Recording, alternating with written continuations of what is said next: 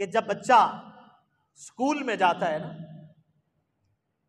तो जब टीचर उसको पढ़ाने लगते हैं, आप कोई भी किसी भी लुगत का, किसी भी जुबान का, पहली क्लास का, 1 क्लास का कायदा उठा के देख लीजिए। उर्दू में, अरबी में, इंग्लिश में, वो सिंधी है, पश्तो है, जितनी भी दुनिया में जबानें बोली जाती हैं, जब स्कूल और कॉलेज में बच्चा पढ़ने के लिए जाता है ना, तो जब वो खाली साख्त और हरूफ सामने मौजूद होते हैं, तो उसके सामने एक तस्वीर बनी होती है।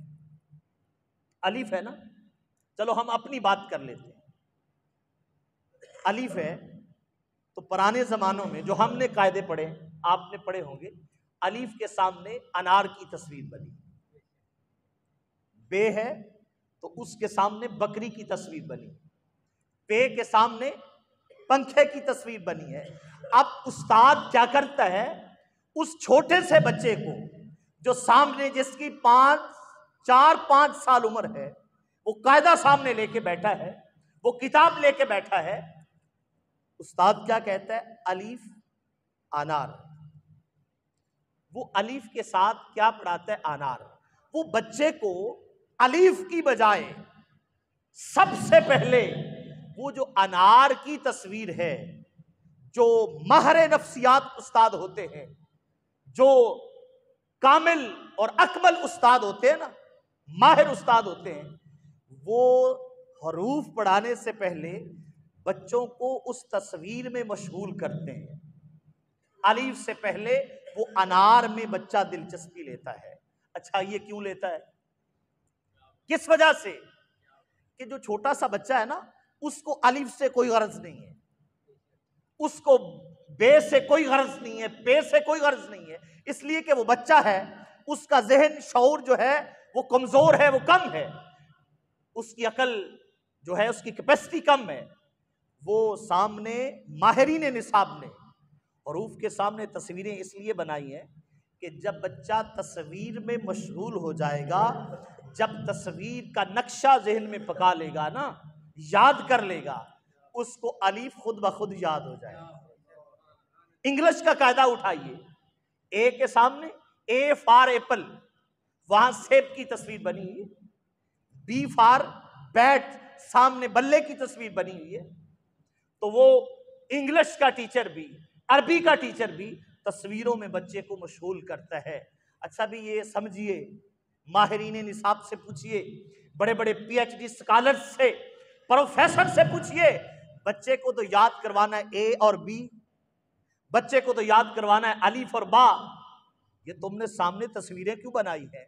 वो यही बात बताते हैं कि हरूफ से बच्चे को कोई दिलचस्पी नहीं होती। हमने तस्वीरें इसलिए बनाई हैं कि बच्चा जब तस्वीर को जहन में रखेगा, ए खुद ब खुद जहन में आ जाएगा, बी खुद ब खुद जहन में आ जाएगा, अलीफ खुद ब खुद जहन में आ जाएगा। अच्छा, ये समझ ली बात मेरे भाइयों? जरा सुभान अल्लाह कहिए। अगली मैं बात ऐसे नहीं करूंगा, ये बात कुछ छोटी सी नहीं मैं करने लगा हूं कि ऐसे ही आपको बात बगैर तवज्जो के कर दूं। तवज्जो आप रखिएगा।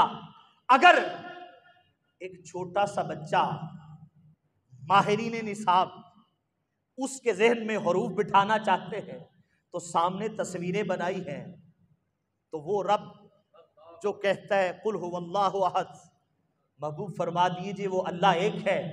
तो मक्के वालों ने ये सवाल कर दिया कि वो अल्लाह है कैसा, वो अल्लाह रहता कहाँ है, वो सोने का है, वो तांबे का है, वो चांदी का है, उसकी साख्त कैसे है, उसकी बनावट कैसी है, उसका जिस्म कैसा है।